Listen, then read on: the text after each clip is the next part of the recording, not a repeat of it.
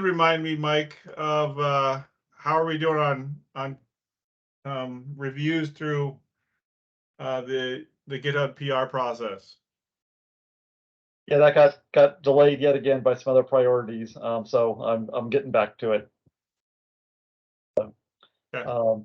Some of the things that there's a set of content that's in my personal GitHub area that I need to migrate in under Core as part of the next stage of review by the community. So that's the next step, is to get all of that, the actions out of my own personal repos into the newly created Core ones. Sure. With that, I guess let's open it up real quick if anyone has any updates or any open topics they want to bring up.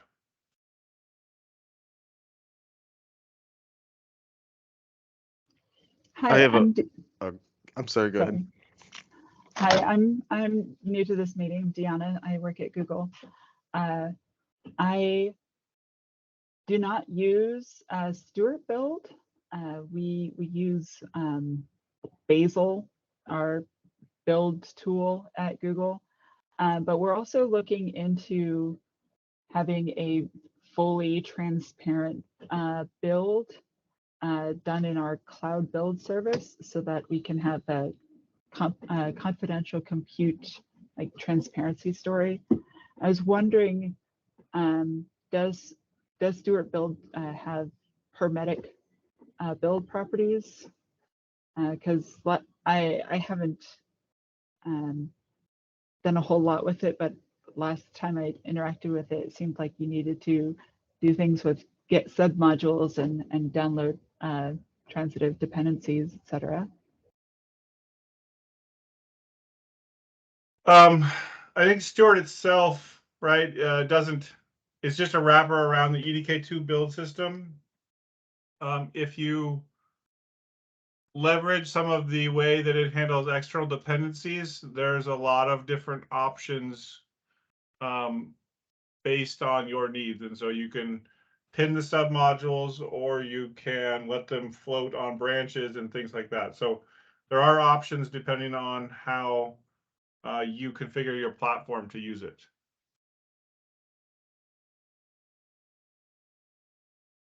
Another suggestion is you could not use submodules and use an alternative checkout tool, which allows you to peg the dependency or update it. Right. I mean, I don't know if submodules are really the problem for a hermetic build, right? If assuming they're pinned, you're getting the same source. Sure. I'm a little unfamiliar with the term hermetic build, though. Could you elaborate on what you mean by that, Deanna? It's essentially content-based hashing of everything that goes into the build. Are you able to itemize all of the inputs for the build, and is the build deterministic in that you can make sure that you always get the same bits out as you have bits in. Some build processes are always downloading things from the internet, say. I think this ties more into our container work than Stuart, probably, because it's kind of like accounting for the fact that you have a full inventory of all your dependencies that you can pull without having to go get them from external sources and depend on their reliability in order to complete your build. But Stuart is still going to pull in some of the other tools like the Intel, the IASL, right? I mean, it could. It doesn't have to. Depends on your goals of your platform build. If you want a fully hermetic build, you could certainly accomplish that without having to pull from web sources. Sure. So are the Docker containers that specific at the moment? So last I looked at them, I thought they didn't necessarily specify exactly which version. Well, yeah, they're kind of a hybrid. I don't think their goal is to, be completely like self-serving without network access, which would be probably more aligned with this type of a thing. Right. So we would want to pin each one of those tools at a specific commit. So IASL, we have our own snapshot of it internally, and we'd need to make sure that we have the same hash or the same commit that we're building from source outside. But I wasn't familiar with the containers work. Do you have a pointer for that? Here, I'll put it in the chat. Yeah, it's kind of like a new area that we've been working on, so I wouldn't say it's super mature yet, but having more attention and like effort put into getting that to be better would be nice to have, because I think we are trying to use containers more in general, both for like having local developer containers so we can pull down dev containers and be able to like get up and going much faster locally, but then also use them in like our build pipelines and things like that to have more consistent environments and do less fetching of random binaries across the internet. Thanks. I don't seem to have access to the chat in the web client. Oh. If you can't access that in the web client, I should be able to get to that. But if you go to the Tiano core GitHub, and then there's a repo called containers. That's the one that has all the containers in it. It's in the link. And Thanks. Mike Kenny. Oh, sorry. Go ahead. I just was saying thanks. I found it. Yeah. Mike Kenny, have we done sorry. any more work to make sure that we have compiled output that is always the same? Like I think we've known of a couple problems there over time. Sometimes it was checksums and other timestamps. Right. I think that, yeah, the idea that for a given set of tools and a hash of the source code, we always produce the same binaries for production builds. I know there's some attributes around some of the symbols for symbolic debugging that can vary from build to build depending on your compiler, but for production builds, we get the same binary. So that's something that's been worked on for a long time. Is that true now? I thought the timestamps were still an issue. We stripped them out. Oh, okay. Well, you did that. I remember we had to have this script that would go and ignore those. Yeah. Sorry, Deanna, the Fedora one seems to be the best one for building at the moment. I can't seem to get the Ubuntu one working in a consistent manner without changing the setup scripts. That might be a better place to start. Thanks. I probably won't be able to look at it until next year. No worries. I'm still kind of interested as well, if you don't mind indulging me. Y'all are using the Bazel.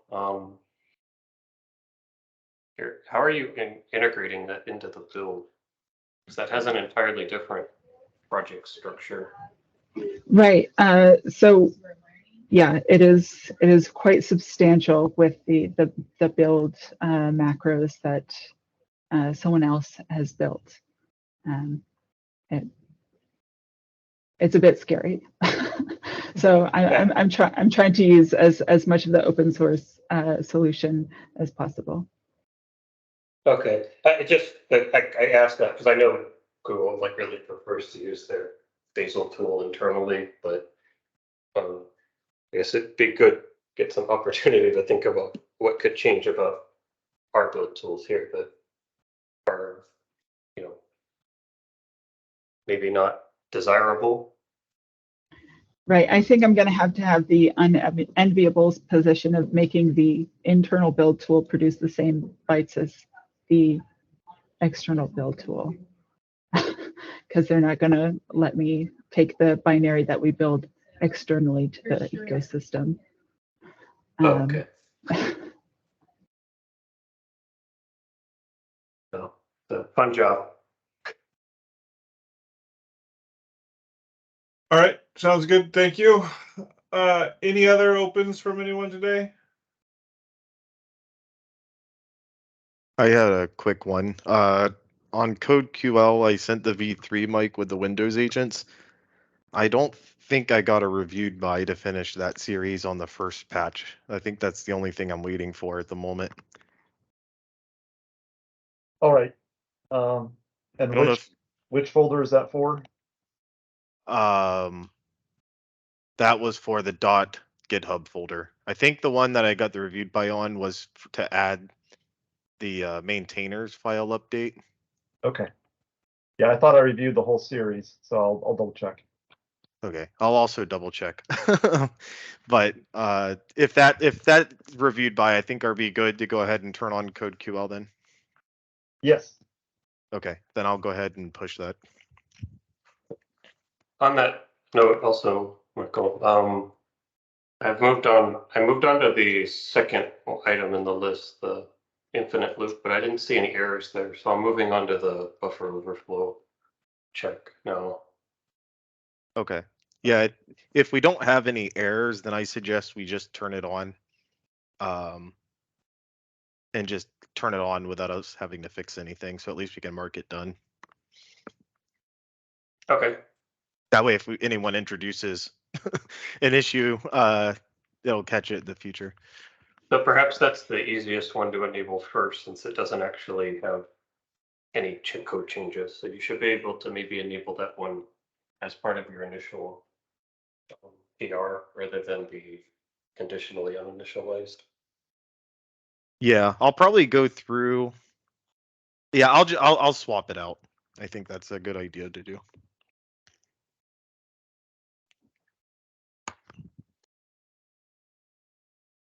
All right, great. Any last ones before we hand it over to Dunn?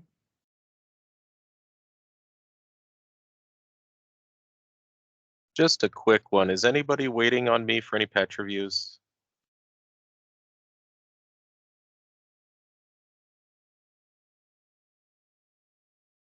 Michael, you pushed that unit testing GBS structure library. Did you still need a review on that one? I thought that was a good addition to the unit test package. No, I went ahead and pushed it this morning, I think, so that should be there. I guess that's a heads up for anyone. I think in this meeting we talked about it at one point that people wanted a way to mock UEFI boot services. And I think I referenced a library that was over in PRM package that was used to do that. We went ahead and moved that over to unit test framework package, just so it's more widely available. And if anyone wants to make improvements there, go for it, because it was kind of moved over there so we could more widely use it across other packages and stuff. It's more of a stub though than a mock, isn't it? It actually like does the behavior of most of the GBS functions, which should make a lot of unit testing easier. Yeah, it does actually simulate a protocol database. So I guess in that sense, it's not quite just a straight mock. So you can do things like keep state of protocols that you install across functions and things like that. It definitely helps with a lot of practical code that deals with protocol databases to be able to test them. And you can install and uninstall protocols easily across your functions and things like that. I take it this was a mock used for testing the PRM stuff? Yes, it was. And it still is.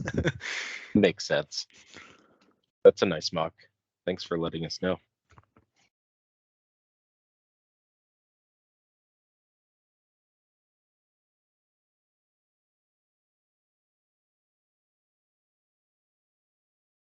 All right. Dunn, do you want to take over presenting? Okay, thanks, John.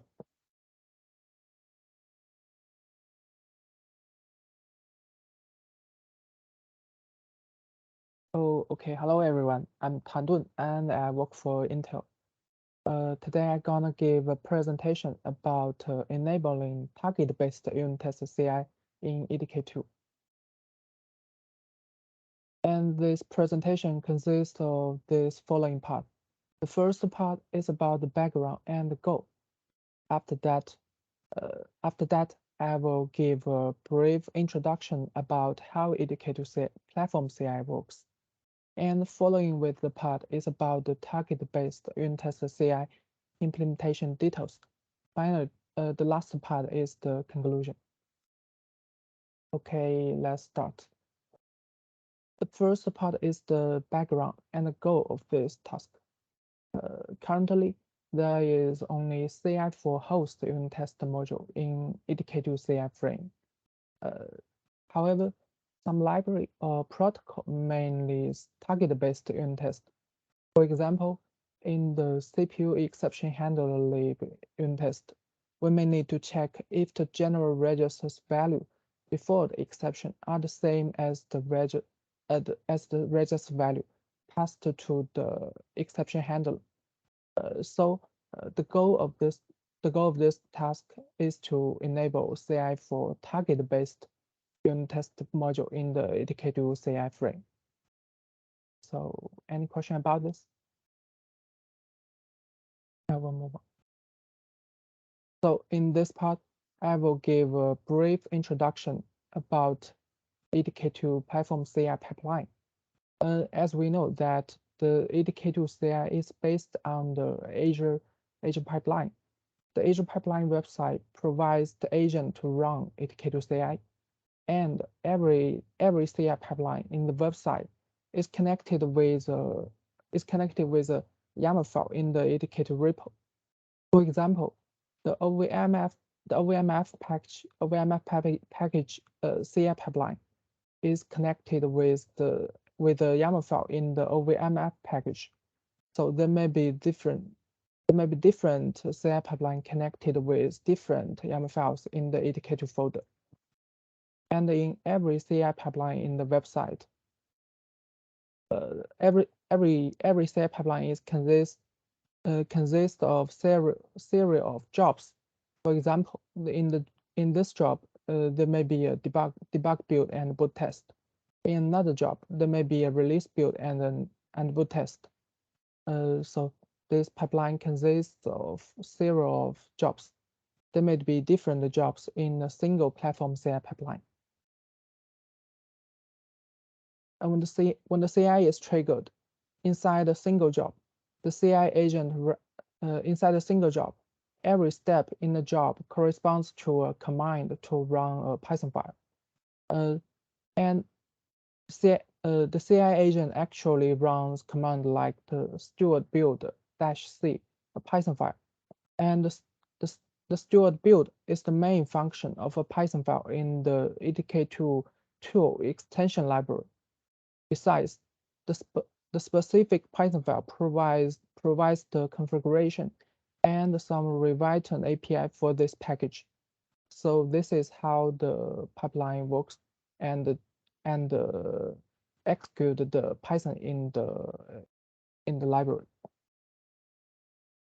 So after this, the Edk2 CI can be classified as Edk2 core CI and the Edk2 platform CI. We actually talk about the Edk2 platform CI here. The Edk2 platform CI focuses on building and confirming the functionality on a single platform. Such as the OVMF package, emulator package, and the ARM virtual package. When the CI is triggered, the Python file runs on the CI agent will find the subclasses of UEFI builder in the provided package platform build Python file.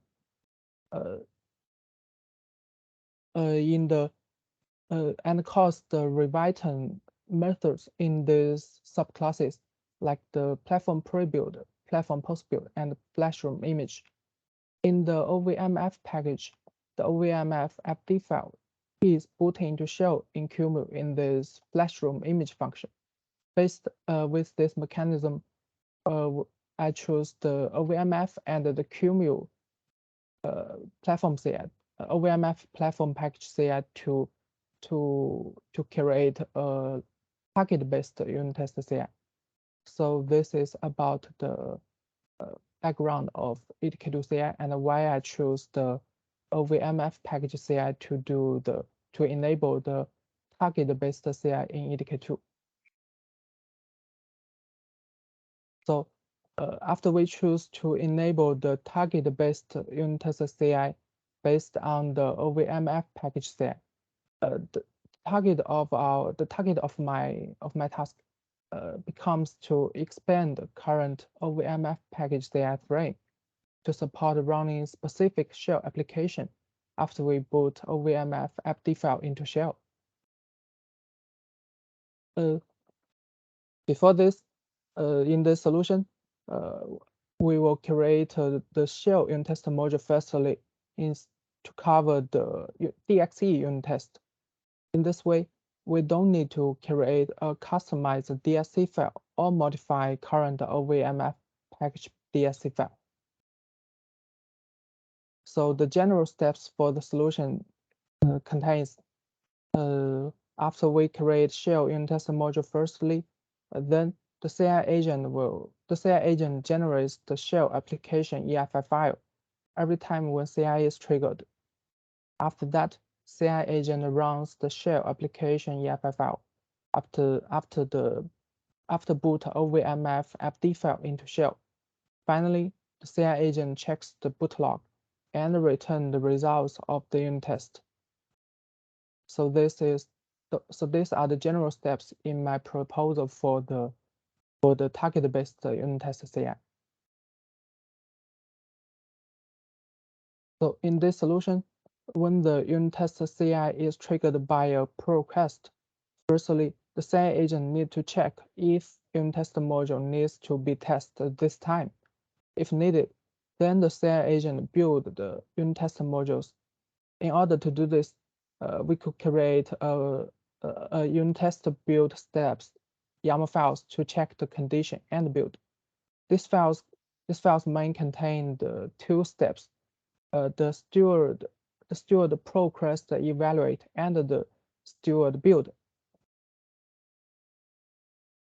This file will be included by the platform build run steps YAML file, which makes it a common steps for the OVMF package platform CI. If the Stuart pull request evaluate returns a value bigger than 0, then the Stuart build will be called to generate the unit test module EFI files. After that, we need to create a new unit test build Python file to pass to the Stuart build and the Stuart pull request evaluate. In the corresponding unit test build Python file, we need to specify the unit test module file path. We need to specify the file path. When the file in the specific file path changed, it means this time the CI unit test module needs to be built since the file changed.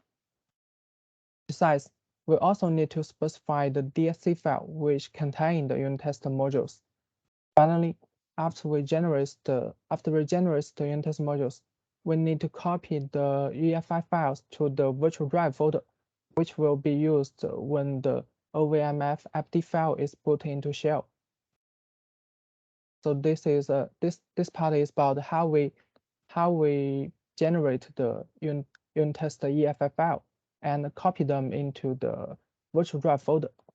I think the unit test build Python file is similar to the qemu runner plugin mentioned by Sean in yesterday's email in the mu project. Okay, after the CI agent generates the unit test modules before boot OVMF fd file, we need a new flash ROM image in the OVMF package to write all the EFI files name in the virtual drive folder into the startup-nsh file. In this way, all the EFI files in the virtual drive folder will run in shell. So by this solution, we can run all the shell application to test the unit test after we boot the OVMF fd file into shell. Besides, we also need to detect the unit test result in the boot log. In order to do in current CI frame, the Python file only checks if the OVMF fd file fd file is boot into shell, but it will not check the boot log. So in order to do this, we may have different solutions. In the first solution, I will create a new implementation of the flashroom image function. In this new flashroom image function, after exit from the shell, this function calls the a new function like check boot log to detect potential unit test failure. In the boot log, we can find all lines like total status and the past percentage lines. Then we can know all the results of the target unit test modules. Another solution is that we can expand the UEFI builder in the Python Edk2 tool extension library to check the boot log. In the parent class UEFI builder, there are many predefined methods remains to be overridden by child class. We could add a new method in the UEFI builder to check the unit test result. In this way, it is possible to enable it for all platforms there like platform, package, emulate package, and the OVMF package, instead of only for the OVMF package. So this part is about how we detect the potential unit test failure in the boot log. So finally, at the conclusion, in my proposal for enabling target-based CI in Edk2, there will be a new YAML file to run the Stuart pull request evaluate and the Stuart build to generate the unit test EFI files. Besides, there will be a new Python file to provide some method to build unit test modules and specify how many which unit test modules we need to build, and where we should copy the EFI files. Besides, there will be a new flashroom image function in the OVMF package to run all shell applications. After that, there may be a new flashroom image in OVMF or a new method in the UEFI builder to check the boot log. So these are all about my proposal to enable target-based unit test CI in Edk2. So that's all. Thank you. Yeah, thanks for presenting. Thanks. You know, as I sent an email, right? We have done this on another project with a pretty similar style, as you mentioned. There was a couple differences that I was going to call out. So one of them is that we didn't do a separate CI file. So it's just a set of flags that will enable that behavior. I would be curious to understand if there's value behind having a separate CI file for it. You mean the separate YAML files? The separate build.py or Unittesting that you had listed like OVMF package, for example. Oh yes. Yeah. Because I think I can do some. You mean to rewrite the Python files in the OVMF package? Yeah, I'm just wondering what is there a reason to do it as a separate PY file rather than to put conditional logic or change the existing logic for the OVMF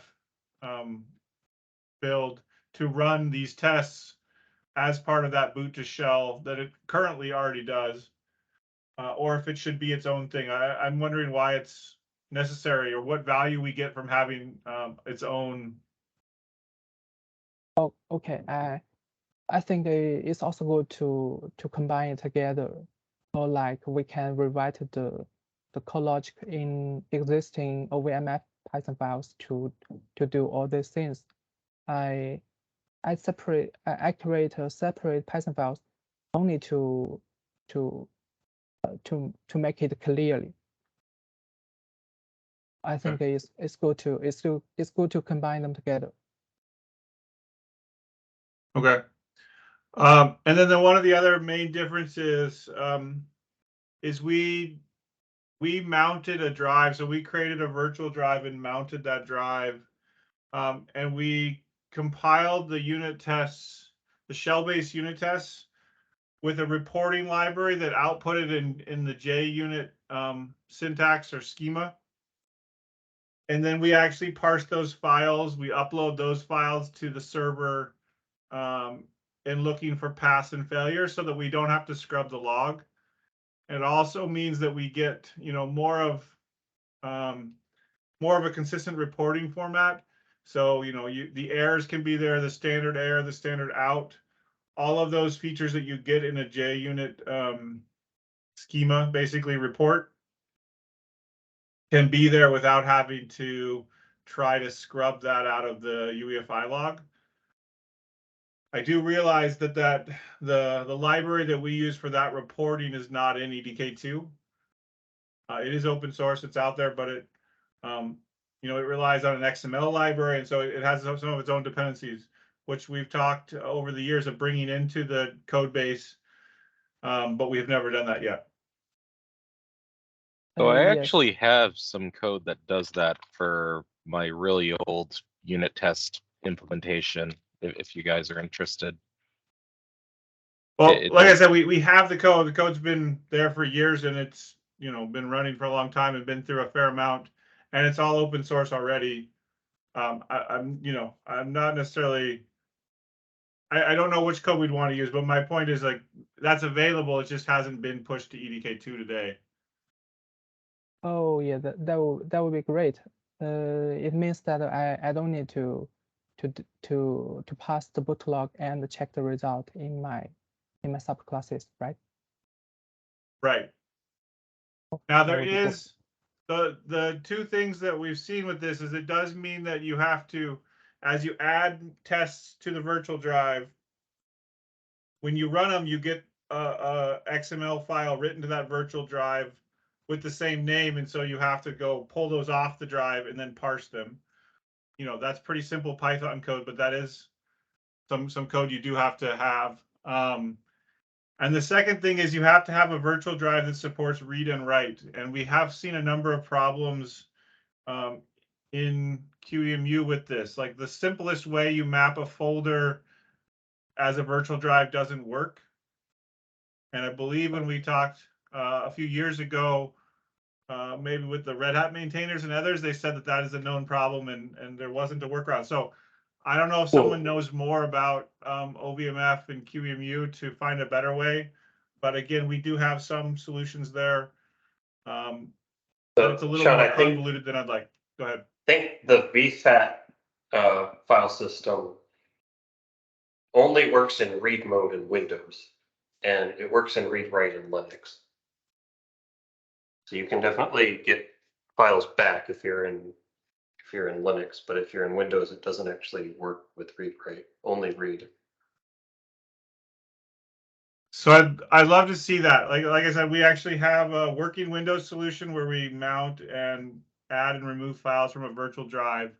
On Linux, we're actually stuck in our reference implementation of this because the virtual drive, the virtual file mapping is not reliable for writes.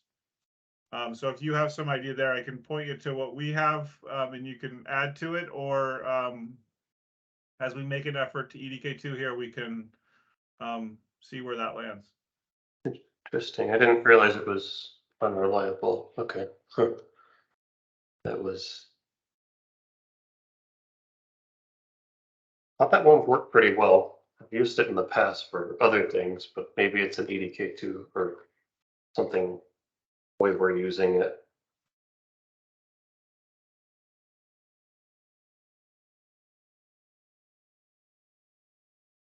Yeah, by the way, Sean, so is the code to check the bootlog and to pass and check the bootlog, is it in another separate repo, or it is in Edk2?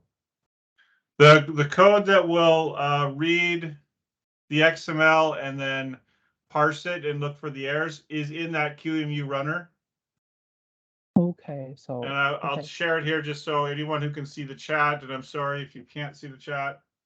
There's a link. Or I maybe actually can shared share it. the website. Oh, perfect. So you mean this repo, right? Yep. So that's the markdown that describes it. There's a folder a couple levels back that actually has the Python code in it. I put a link in the chat. It's like the last link in the chat window. Just click that.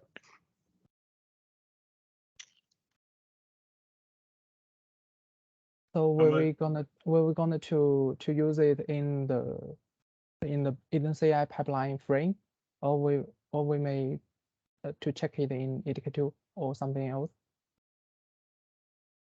I think we'd need to move this to EdkII and add it or modify it to be appropriate for that environment. Okay. And we can look at the source and find where we actually parse the results. But again, in Python, it's pretty easy to parse an XML file and find where your failures are and then report those out.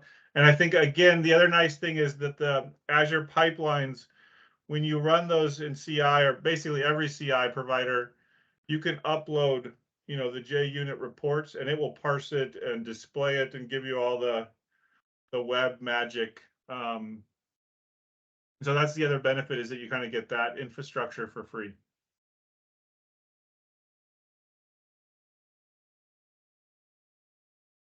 So actually, we may to check it in Edk2, and it may be in OVMF package, or correct? This is only for OVMF package, the qemu. So it would work on any QEMU based virtualization solution. Obviously, lots of parts of it are not necessarily tied into QEMU. But the way it was authored in this that you're showing here was for QEMU, and therefore the ARM-virt and the OVMF package would both probably work with this. But there are plans to run this on, or make it available to run on physical hardware too, right? So I think that's an interesting topic that I'd love for this conversation to go towards, which is, we've talked in the past around trying to share tests as well as share infrastructure for running this stuff on physical platforms. I'm not sure that this, the solution proposed here is the best solution for a physical platform. I think it'll just devolve into Python junk everywhere, and everyone, writing a bunch of scripts. And so I think there might be better solutions that have more structure to them and maybe more capabilities.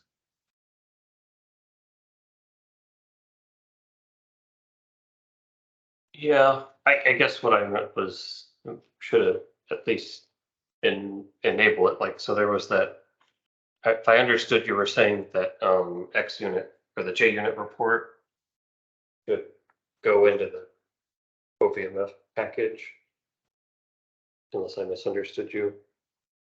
Maybe that should go in a more generic place, like the unit test package. Yeah, I think, I have two thoughts on that. One is we've generally not wanted to build a lot of Python code in the EdkII repo. It's not a Python project. It doesn't have Python CI built in and very good infrastructure for building high quality Python, which is why we've stood up these other Python repos and these projects dedicated to Python code for EdkII.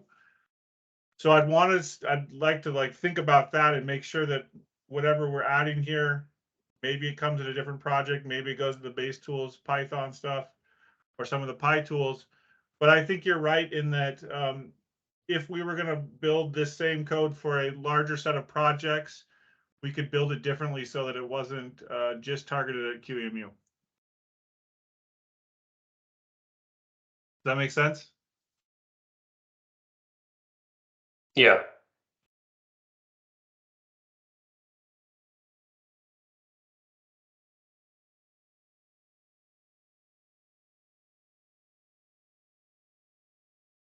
Okay, so let me summarize.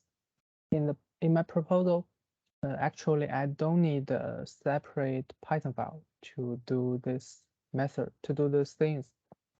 I could just add some codes in the existing OVMF package Python files, right, Sean? That's one option, and I think I would lean more towards that. But I was still, without seeing your unit test build py file, I would be curious to know if there was other, good reasons to do it in its own Python file. But if not, then yeah, I think it'd be better to just add to the existing builds. Okay, so about how we, you just mentioned that we could upload XML files to specify the unit test modules, right?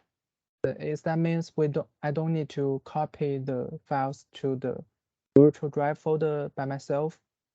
The CI agent could do it or something else? So there's a couple things there. No, we don't have code to upload to keep track of all the shell-based unit tests and to put them into the virtual drive. You would need to author that code or add those modules to the ovmf package.dsc so they get compiled, and then you would need to have some way to identify those EFIs and copy them onto the virtual drive. Yeah, I need to do this in the Edk2 code. Yeah. Right. Okay.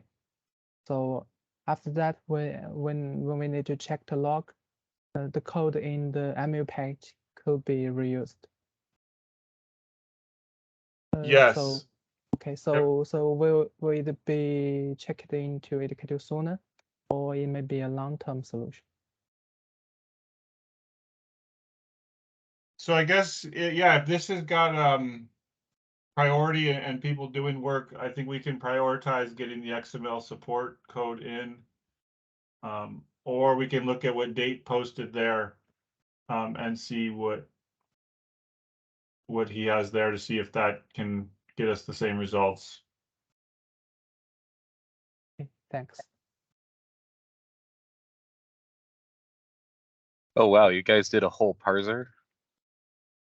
Yeah, Okay. so that's okay, what I'm saying. That's much cooler than what I have. It's actually pretty nice. It's been security reviewed and a few other things. So it's been through the ringer for a number of years. So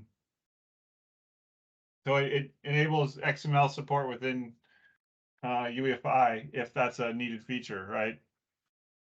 Yeah, that's pretty cool. We maybe should put that into like the AFPs or something. What do you think, Michael? Yeah, I think we need to probably make some of these things more widely available that are in here. Yeah, so the other thing that I know about for like a real hardware testing thing is the LinuxBoot guys have been doing this contest thing. I don't know if you guys have heard about it, but it's basically just it's like a web UI for running Dedi progs, basically, and like automating them, basically, and collecting boot logs out of serial ports and things like that. Is there an example? I think HPE has a example of it running on their Proliant systems available here, but I don't know how to get an account and all that kind of stuff. They had like some slides that kind of showed what it looks like at OCP this year. So you can take a look at those.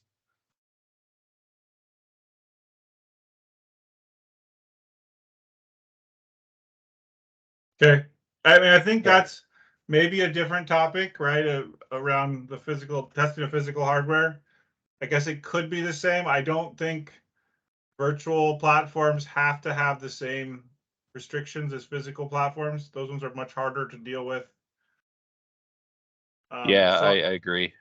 I can see it going forward in either way. The other one I was going to bring up is we've used there's an open source project called Robot Framework that lets you kind of structure tests and write them in natural language. And then kind of that natively works with Python. And we have built infrastructure around that and a whole set of tests to run on physical platforms. And, you know, it even, like one example of a test there is it actually will take all the EFI shell-based tests you use and write them onto a key and then reboot the system and run it in UEFI and get all the test results and come back and do the same thing. So it's not pretty. It's a big, you know, ball of yarn that you got to be careful with, but it is some infrastructure that exists, and I think, you know, it's better than some of the homegrown systems I've seen. So that would be something else we could talk about in the future if there's interest in trying to get some alignment around, or at least sharing this stuff, because honestly, we might as well share some of it. Yeah, the HPI, the PC division, we were also doing robot framework, and so we had written tests that you could write one high-level test and run it targeting qemu or targeting a remote Windows system or running locally on the system with a single high-level test case. So there's a lot of power in robot framework. OpenBMC also uses it for their high-level validation. It's a more mature system to use.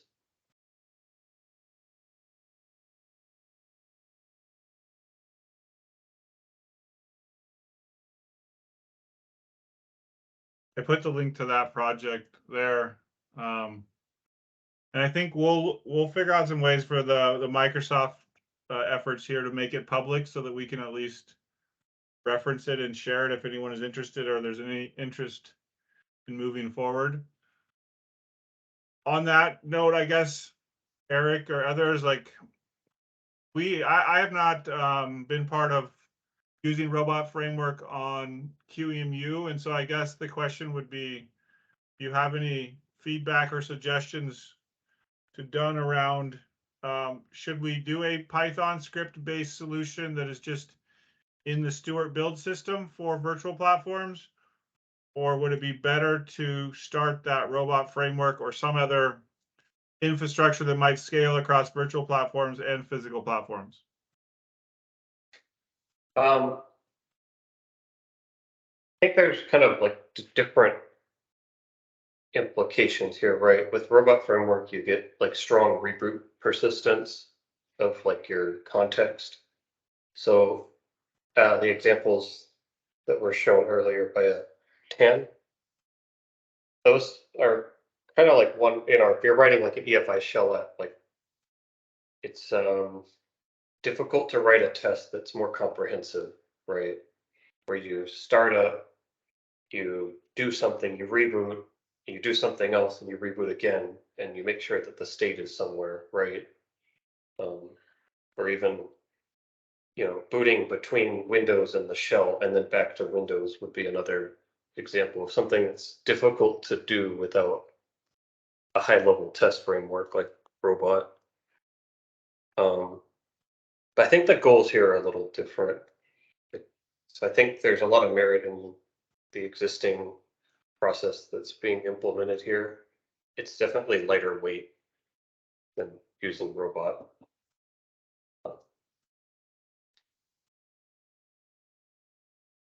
different levels of testing, I think. Yep. Okay, that makes sense. I think I agree with that. Yeah. I think there are a lot of test cases. Yeah, sorry if I'll elaborate because I know we're kind of like near time, but there are a lot of test cases we're missing out on because they're more complex, right? Whereas if you're just like trying to test, like, okay, I booted up and I could enroll some certificates in the secure boot database, and that's like pretty simple test. But once you're trying to test things like BitLocker, it becomes much more complex to try and test those using the framework that's being discussed earlier. So, Or like but, maybe testing RTD3 and that kind of stuff, right? yeah. You kind of want something real to test that. Or, I mean, you could test it in, or at least develop your test in OVMF, right? And, yeah, maybe it behaves in the happy path, right? I mean, But I don't know how you'd even do that with OVMF, like getting all the ASL written and getting it to like invoke it and all that stuff. I don't think of QEMU accurately maybe that's simulates S0AX, right? Could be a bad example, sorry. Yeah. But there are definitely cases where, like, at least to expedite test development, I had written most of the test in QEMU, and then for the final validation, just kind of like some of the keywords said like, then this is true, but of course it never actually returned true. I just had it return true to make sure that some of the stuff was working, and then you transfer it over to the physical hardware and see if it actually works. So you don't want to be doing 100% of your development on real hardware because it's slow. Yeah, this is what we do at Intel anyway. We've got this thing called WANMA that it's basically just a pool of automated test systems. So if I just pick any single one of them, you can go in here, give it your compiled image, and then it goes and runs it. And right now it's just kind of sitting idle, but you can. But if it had something to run, it would actually just go and flash it with dediprog, and then you could see it coming out here. You can see a bunch of previously run things as well. Are you using TXT mode there, or is that a different interface? This is just some web thing that one of forwarding. Yeah, one of our guys came up with this. It's pretty slick, honestly. Oh, yeah, that's pretty cool. Is it mostly Python? I feel like we could probably get some of that working in Robot if it's Python, because you can do things like insert keystrokes if you have the right hardware accessories. Yeah, we've got like in here, you can't see it, but there's a full KVM that will come up once the system actually boots and you get output from the VGA. Man, that's pretty slick. Yeah, so this is what Intel does. Huh. So you got to make that available to EdkII? Unlikely. Are you doing this on client systems or just server? Both. Okay. So they have like TTKs or something hooked up to the client. Yeah, we have TTKs and EM100 Pros on each one, and like a NUC in the rack with them for control. Okay. Yep. I'll say this though. I've been talking with some of the folks at HP, and they seem willing to contribute to the effort of Robot Framework. So could be that there's some momentum behind that. There's a lot of existing test cases that are more UFI specific, like secure boot. So it'd be good to decide if we want to converge on that test framework or something else.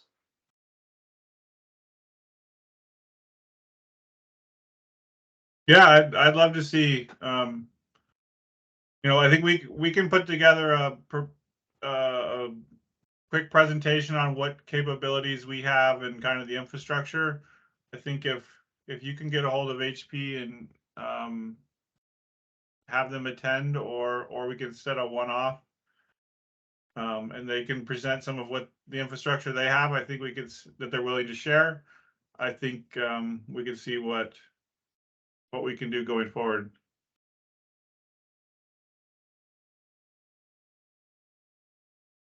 And that goes for anybody else as well. I mean, again, I think we've always been kind of looking for a way to share more test collateral, right? I think everybody here probably has some magical system back within their walls of their facility.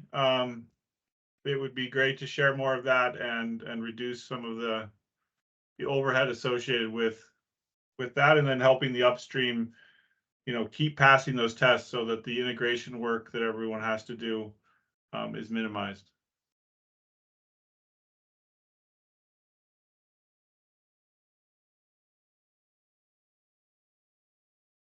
Well, any last comments?